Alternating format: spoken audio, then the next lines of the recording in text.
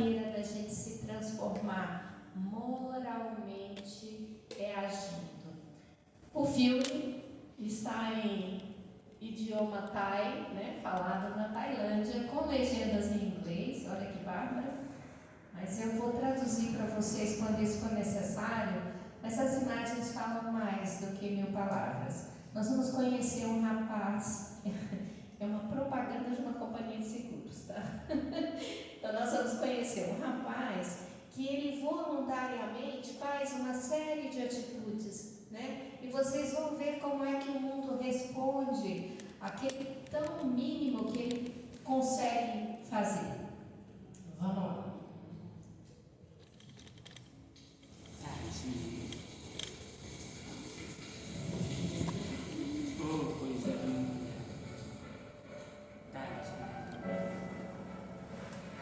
Deixe-me ajudá-la.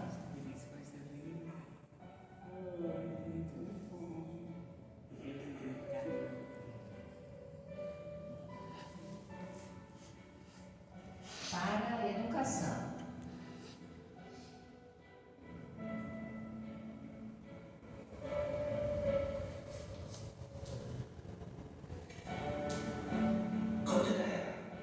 O que ele ganha em retorno agindo desse jeito?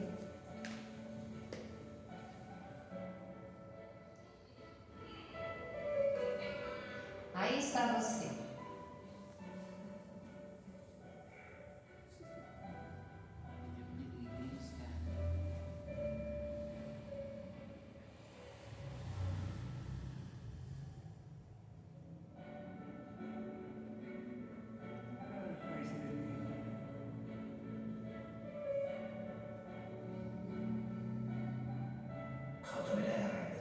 Ele não ganha nada. Ele não será mais rico. Ele não vai aparecer na TV. Ele vai continuar anônimo. Ele não vai ficar famoso.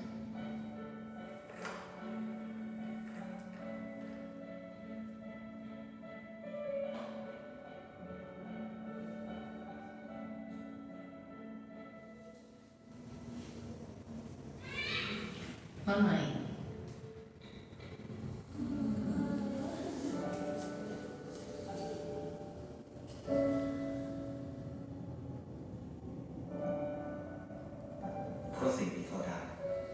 O que ele recebe de volta são emoções.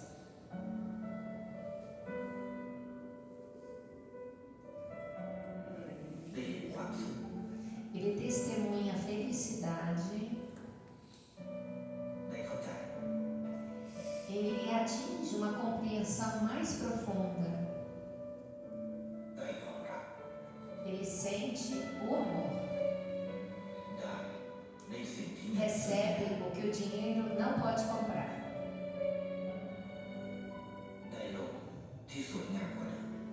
Um mundo feito de mais beleza.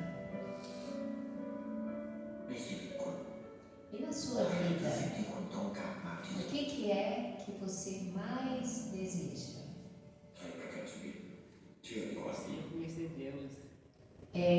O título da propaganda é Acredite no Bem. Então, justamente eu procurava um exemplo que fosse assim muito flagrante do que é caridade. Caridade é se doar. Você não sabe de que se aquilo vai voltar para você, se vai voltar para você, isso não importa. Isso não é entre você e os outros, é entre você e Deus. Você não está fazendo para o próximo, você está fazendo para si mesmo, né? Então, o que é que uma flor inanimada, uma plantinha, pode devolver para alguém que está ajudando ele? Uma flor. O que o cachorrinho que ganhou a única carne que ele tinha para comer, ele almoçou só arroz, vocês viram que era arroz e frango, ele deu frango para o cachorrinho. O cachorrinho deu amor para ele, seguiu ele para casa, faz companhia. O que uma vizinha idosa pode devolver para a banana que ele leva para ela quase todos os dias? Um abraço, né? Então são essas coisas que a gente vai fazendo, que precisa compreender que é o que a gente veio buscar, é o que a gente veio construir. Então, já entrando, né, no capítulo 15, no item 1, a gente precisa entender o contexto em que Jesus vai finalmente dizer a parábola do bom samaritano. Antes disso, né, o próprio Kardec traz essa informação de que Jesus disse que no reino de Deus as pessoas seriam separadas à direita de Deus e à esquerda de Deus. E quem é que ficaria à direita, né? Então, ele vai responder aos justos, né? Senhor, quando foi que nós Jesus fala, né? Eu estava com fome, você me deu de comer. Eu estava com sede, você me deu de beber. E os apóstolos perguntam, Senhor, quando foi que te vimos com fome e te demos de comer? Te vimos com sede, né? E te demos de beber? Quando foi que te vimos sem teto e te hospedamos, ou despido e te vestimos? E quando foi que te soubemos doente ou preso e fomos visitar-te? O rei lhes responderá, em verdade vos digo, todas as vezes que isso fizestes a um dos meus mais pequeninos, dos meus irmãos, foi a mim mesmo que fizestes. Então, cada vez que você coloca os seus recursos na direção de quem está precisando muito, você está fazendo para Jesus, né? E em conformidade com isso está fazendo para Deus, né? Então, Jesus também, nesse trecho do capítulo 25, ele vai falar que aqueles que estão à esquerda são os egoístas, são aqueles que não compreenderam a mensagem de Deus para nós, humanos, né? E lança fora, é um texto bem longo, mas essa é a verdade, né? Aqueles que aprenderam a amar, que aprenderam a se doar, têm um lugar especial. E que lugar é esse? Um lugar mais evoluído, mais feliz. E é a esse lugar que nós queremos fazer por merecer, né? Então, agora já voltando ao contexto da parábola, Jesus falou para os apóstolos assim: eu quero ir a Jerusalém via Samaria. É como se ele dissesse assim: eu quero ir para a Hidrolândia via Anápolis, né? Então, pegar o caminho mais longo, dar uma volta. E na Samaria aconteceram várias coisas, aquele encontro de Jesus com a mulher samaritana, aconteceram algumas coisas antes disso. E aconteceu uma coisa muito grave: o judeu tem o hábito de hospedar, né, as pessoas. E aí o que aconteceu na Samaria? Eles não conseguiram hospedagem. Então Jesus fez todo esse percurso, uma longa viagem, sem ter aonde repousar, sem ter onde se alimentar direito, né? Então, quando o doutor da lei chega para Jesus e pergunta, né, qual que é, né, como é que eu vou, o que eu preciso fazer para possuir a vida eterna? Jesus está com sede, com calor, com sono e com fome. Em qualquer uma dessas situações, você não conta comigo para nada. Mas Jesus, apesar de estar naquela situação, e apesar daquilo que ia acontecer em seguida, porque nós estamos aqui muito próximo da Páscoa, a cidade estava lotada. A cidade de Jerusalém normalmente tinha uma população entre 50 e 100 mil habitantes. Não é uma grande cidade, né, naquela época. E na época da Páscoa, que é a festa mais importante dos judeus, tinha 1 milhão de habitantes na cidade. Então estava uma muvuca danada, tinha um monte de gente em volta assistindo esse diálogo, e Jesus teve que ele dá algumas respostas secas para então ele falar: então tá, eu estou entendendo que você tem interesse na informação que eu trouxe para você, então eu vou te explicar um pouco mais, não é? Mas ainda antes da gente chegar na parábola, eu preciso explicar para vocês que assim, 700 anos antes da vinda de Jesus, aconteceu toda aquela história do Moisés, lá do Velho Testamento. Ele trouxe esses judeus pelo deserto, trouxe eles para um lugar e eles se dividiram em 12 tribos. 10 tribos ficaram no norte, inclusive os samaritanos, né, que eram as pessoas que vinham dessa cidade de Samaria, e 2 tribos eram no sul, entre elas Judá, por isso se chamam judeus, judeus, a maioria das pessoas eram dessa tribo de Judá, por isso que a gente se refere a eles como judeus. Eles eram inimigos mortais. Então é igual você chegar assim no meio da torcida do Goiás e alguém fala assim para você: ah, me conta aí uma história de alguém que é legal. E você começa assim: ah, eu conheço um vilanovense legal, né? Então essa parábola, ela tem assim muitos aspectos, além daqueles aparentes que você vai perceber. Então, esse doutor da lei se aproxima de um Jesus cansado, com fome, igual eu falei para vocês, cansado, com fome, com calor, com sono, e fala assim: mestre, o que eu preciso fazer para possuir a vida eterna? Aí Jesus fala para ele assim: o que é que está escrito na sua lei? Eles tinham só o Velho Testamento. Aí ele, muito sábio, cita 2 versículos. O início da resposta dele, o primeiro versículo está em Deuteronômio e a segunda parte está em Levítico, tá? Então ele fala, o primeiro versículo, né? Amarás o Senhor teu Deus de todo o coração, de toda a tua alma, com todas as suas forças e de todo o seu espírito, e a teu próximo como a ti mesmo.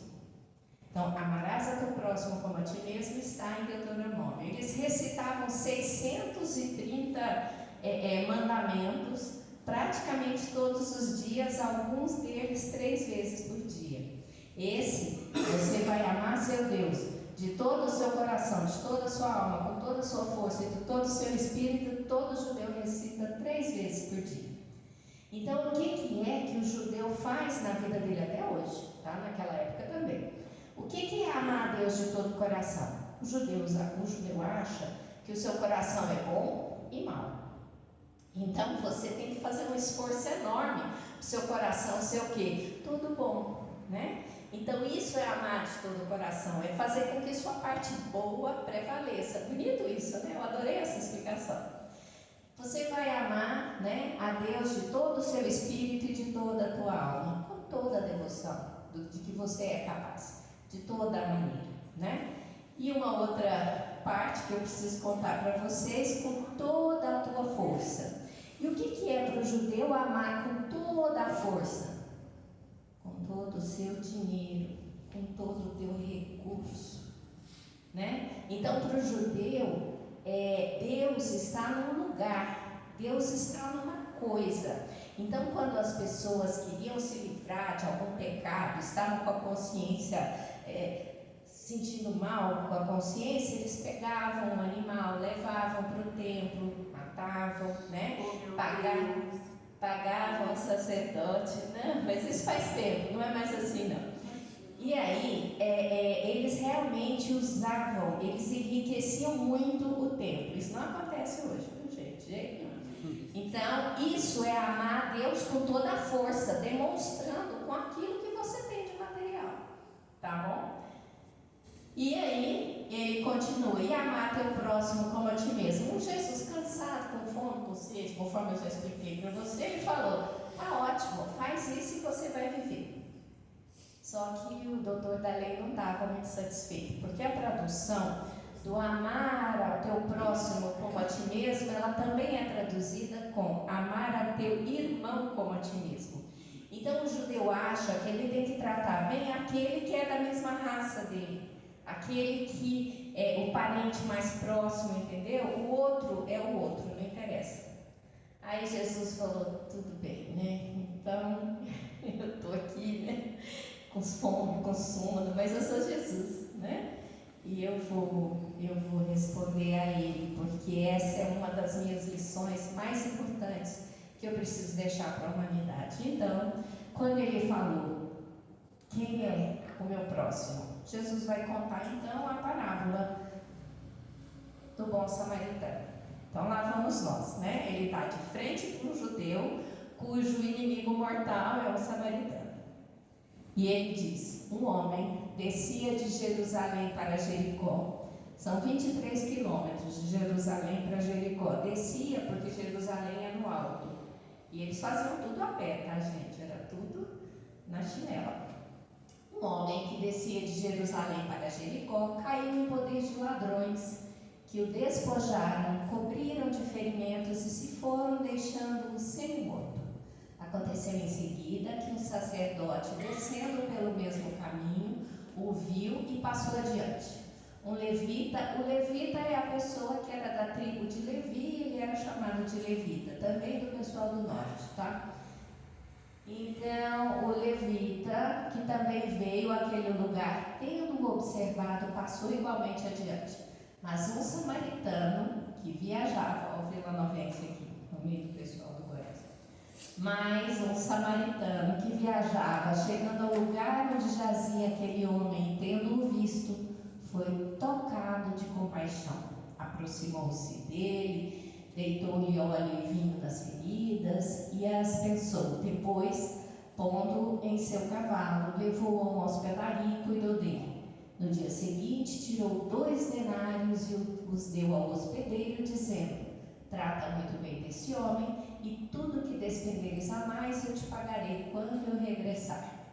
Qual desses 3 homens te parece ter sido próximo daquele que caíra em poder dos ladrões?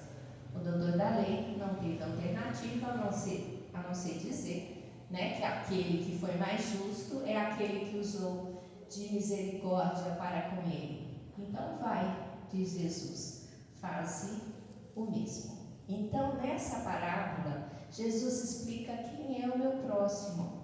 Não interessa para que time ele torce, não interessa qual é a religião que ele tem. Se ele está precisando de mim, eu vou usar todo o meu recurso para trazer ele, para ele ficar bem.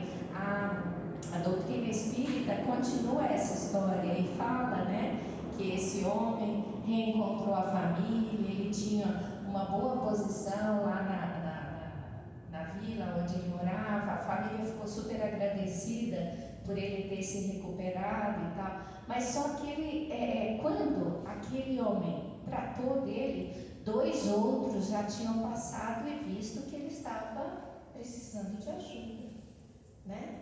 Então, o que Jesus fala? Para a gente conseguir fazer essa elevação moral, nós vamos precisar entender quem é o nosso irmão.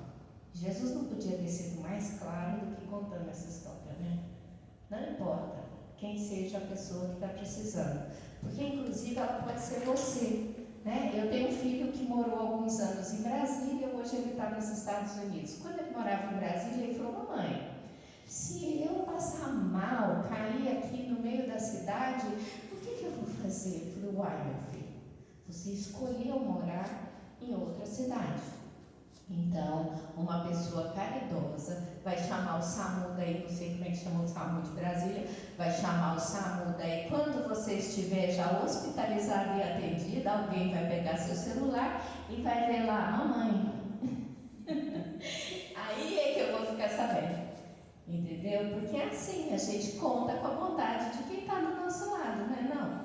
Sabe? Alguém passa mal no meu escritório e tal, eu sou a primeira. Vou lá, pego, levo, faço o que for possível. Ofereço o remédio que tem na bolsa, sabe que velho carrega um monte de remédio, né? Então todo mundo chega no mínimo de pirona eu tenho sempre. Eu sou oficialmente idosa, agora eu tenho cartão, tá, gente? De idosa, para parar naquelas vagas especiais. Então, e é isso, quando você compreende isso, você passa a ser como aquele rapaz. Você começa a fazer sem ficar pensando se deve, se pode, se tem condições. Todos nós temos condição de fazer alguma coisa. E de nos sentir tocados por aqueles que trazem as próprias histórias de vida para nós. Kardec perguntou, essa é a 886. Esqueci de colocar. Qual o verdadeiro sentido da palavra caridade, como a entendia Jesus? Resposta dos Espíritos: benevolência para com todos, que é ser bom para todo mundo, não importa quem. Eu não vou ser bom só para quem está acima de mim ou abaixo de mim, não sei qual é a escala que você usa, não importa, né? Todos. Indulgência para as imperfeições alheias e perdão das ofensas. Eu estou relendo aquele livro Libertação. E logo no início alguém pergunta assim, por que não fecha logo essas furnas, esses lugares aí, né? Então, só tem gente que não quer evoluir no mundo espiritual, né? Um umbral bem sério. Aí alguém fala, ué, mas um dia você esteve lá, e se eu resolvesse fechar na hora que você estava lá, você não ia estar aqui. Vocês entenderam? Por que Deus ama igualmente você, que já caminhou um pouquinho, e ama igualmente aquela pessoa que está no erro? Porque um dia você esteve lá. É por isso que você tem que tratar todo mundo bem em todos os momentos que você tiver, de todo o coração. Então a caridade, ela é, antes de tudo, ela vai te pedir o quê? Compreensão, né? A gente não basta entregar aquilo que você tem, seus haveres, ao primeiro mendigo que surge à sua porta, para significar a posse, né, da virtude sublime, né? O fato de você ser efetivamente caridoso. É preciso entender a necessidade e ampará-lo com amor, porque a maioria das pessoas não precisa de dinheiro, precisa de uma palavra amiga, precisa de uma direção, estão completamente perdidas, completamente, né? Então seja a bússola, seja aquela pessoa que eles querem se aproximar e saber de você, conhecer de você, o que elas podem fazer para se melhorar, né? Então, o ministério sagrado da divina virtude, que é a caridade, é preciso o quê? Calar a tempo. Ou você é aquela pessoa que continua falando, né? É preciso desculpar ofensas, é preciso compreender a ignorância dos outros e tolerá-la. É preciso sofrer com serenidade pela causa do bem comum. E é preciso ausentar-se da lamentação. Quando você está doente e resolve fazer da sua própria vida e a dos outros que estão ao seu lado no inferno, você não está entendendo nada daquela dor. Então faz parte da dor abraçar a dor, compreender e não lamentar. Isso é caridoso com você e com aquele que caminha com você, tá bom? Então, o manto, tudo isso está no livro, né, do Chico Xavier. Ele se chama Lázaro Redivivo. O manto dessa virtude sublime cobre a multidão de pecados, conforme o ensinamento evangélico. Entretanto, em todas as ocasiões é preciso muito discernimento, para que o nosso coração não transforme os pães da possibilidade divina em pedras da vaidade humana. Às vezes eu conheço umas pessoas espíritas que falam assim para mim: eu participo de uma sopa que a gente doa 600 pratos de sopa toda semana, eu participo não sei do que, eu faço não sei o que lá. Faz calado, cara, faz calado, ninguém precisa saber, sabe? Porque não pode saber a sua mão esquerda o que faz a direita, não é possível, né? Eu estou quase terminando.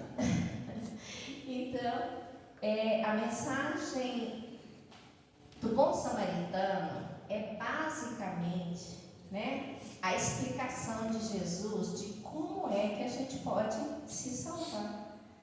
Como é que isso vai acontecer na nossa vida? Vai acontecer no dia que nós formos como aquele homem que viu uma pessoa desacordada, não sabia quem era, sem documento, sem haveres, sem nada, e ele viu ali um ser humano como ele. Eu faço parte de corrente magnética, eu faço doutrinação, né, de espíritos que incorporam médiuns. Não é raro o espírito incorporar e perguntar para mim: você sabe quem eu sou? E eu digo a ele: sei sim, senhor. Você é um espírito em evolução como eu. Por acaso eu estou de cá, por acaso você está aí. Não vejo nada demais em você, né? Então, enquanto a gente não tiver essa humildade de compreender que nós todos, sem exceção, estamos caminhando numa mesma estrada em direção a Deus, vai ficar muito difícil, tá? Facilita a tua vida, faz isso. Que Jesus nos abençoe e que seu evangelho de amor esteja sempre a iluminar os nossos corações. Uma boa noite para nós.